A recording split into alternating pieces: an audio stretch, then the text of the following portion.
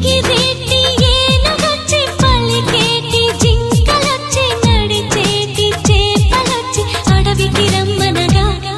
ఆ కోనల్లో కొమ్మల్లో ఉయ్యాలుగేసి ఆ కొమ్మల్లో పళ్ళన్నీ రుచి చూసి ఆ పళ్ళల్లో మైకంతో మోహం కమ్మేసి చలిగా గిలిగా తొలిగా త్వరగా అటుగా ఇటుగా మరి నువ్వే నాకు ముద్దిస్తావని తడివేదాలు ముద్రిస్తావని నమ్మడానికి ఎంత బాగుందో నీకోసం రెక్కల గుర్రం ఎక్కి వస్తానని